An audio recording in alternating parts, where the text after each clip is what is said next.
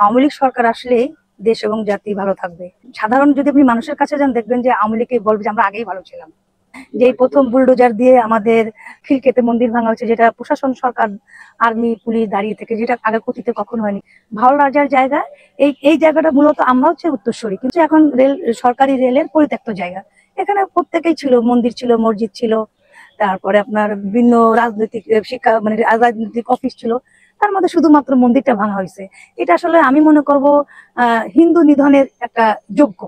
আপনি police army বাদ দিয়ে দেন না, দেখেন তো অন্যরকম হয়ে যাবে। এখন পুলিশ আর্মির ভয়তে যে আমিও তো কথা বলতে পারছি না, ভীত আতঙ্ক আপনারা ধরছেন, আমি তো বিব্রত বোধ করতেছি। কিন্তু মাঝে মাঝে মানুষের সাহসিকতা দেখানো দরকার, সেটাই মনে করতেছি।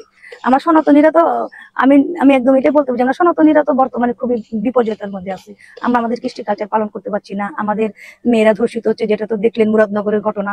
এরকম মনে হয় 1971 সাল, মানে 1971 সালকেও যেটা বর্বরতা দেখিয়েছে পাকিস্তানি আর্মিরা, কিন্তু বাস্তবে এটা আমাদের দেশের, আমাদের বাঙালিরা, আমার বাঙালিরা এরা এরকম ঘটনা ঘটাবে একদম, মানে মুরাদনগরে যেটা হয়েছে এটা তো অস্বাভাবিক। ভোলাতে যে ঘটনাটা হচ্ছে এটা অস্বাভাবিক। মানে এই যে মন্দির ভাঙা হচ্ছে এগুলো অস্বাভাবিক। বর্তমানে এখন যারা দল আছে আসলে এটা কেউ বলতে পারতেছে না, যতক্ষণ পর্যন্ত নির্বাচন না হবে। তবে আমার যতদূর সম্ভব আওয়ামী লীগ ছাড়া নির্বাচন সম্ভব হবে না। আমার ব্যক্তিগত অভিমতের কথা বলতেছি, এবং বিভিন্ন জনগণ বিভিন্ন ভাবে যতদূর সম্ভব জনগণদের মানে কাছে যাওয়া বা যতদূর যাওয়া মনে হয়েছে। আসলে নিষিদ্ধ যেটা বলতেছেন, কারণ জনগণই যাকে নির্বাচন করবে জনগণের পরেই ছেড়ে দেওয়া আমি মনে করি বেস্ট। যদি আওয়ামী লীগ যেতে আওয়ামী লীগ জিতবে, যদি অন্য দল যেতে অন্য দল জিতবে, কারণ এটা জনগণ যাকে, এটা দায়বদ্ধতা থেকে যায়। নির্বাচন যখন একজন নির্বাচিত হবে, জনগণ যাকেই ভোট দেবে সেই থাকবে। অবশ্যই অবশ্যই আমরা সনাতনী সম্প্রদায় দীর্ঘ 16 বছর ভালো ছিলাম, এটা অস্বীকার করার কোনো উপায় নেই। কারণ আপনি তো দেখছেন যে এই প্রথম বুলডোজার দিয়ে আমাদের খিলকেতে মন্দির ভাঙা হয়েছে, যেটা প্রশাসন সরকার আর্মি পুলিশ দাঁড়িয়ে থেকে, যেটা আগে কথিত কখনো হয়নি। কারণ এটা তো বাস্তব, এটা ভাওয়াল রাজার জায়গা। যদি অতীত চলে যায়, ভাওয়াল রাজার জায়গা, এই জায়গাটা মূলত আমরা হচ্ছে উত্তরসূরি, কিন্তু আমরা সেটা বলবো না। এটা হচ্ছে এখন সরকারি রেলের পরিত্যক্ত জায়গা। এখানে প্রত্যেকেই ছিল, মন্দির ছিল, মসজিদ ছিল, তারপরে আপনার বিভিন্ন রাজনৈতিক শিক্ষা মানে রাজনৈতিক অফিস ছিল, তার মধ্যে শুধুমাত্র মন্দিরটা ভাঙা হয়েছে। এটা আসলে আমি মনে করব হিন্দু নিধনের একটা যোগ্য। বাদ দিলে সবাইকে দেবে সরকার। না, মাজার ভাঙা হয়েছে সেটা তো আমি বলছি না যে ভাঙা হয়নি, কারণ এখন বর্তমানে মাজারকেও মূল্যায়ন করা হচ্ছে না, মন্দিরকেও মূল্যায়ন করা হচ্ছে না, কিছু সংখ্যক মৌলবাদী।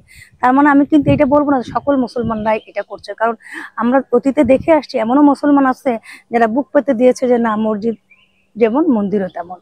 কারণ যার যার ধর্ম, একটা সরকার যখন থাকবে তার কাছে কিন্তু সন্তান হয়ে যাবে, সে হিন্দু না মুসলমান সেটা থাকবে, সে সকলকে জনগণের কাছে দায়বদ্ধতা থাকবে। যখন সে নির্বাচিত সরকার হবে তখন তার কিন্তু দায়বদ্ধতা থাকে, জনগণ সে হিন্দু হোক, মুসলিম হোক, খ্রিস্টান হোক, বৌদ্ধ হোক, তখন তার দায়বদ্ধতা থাকে, সবাই তার সন্তান।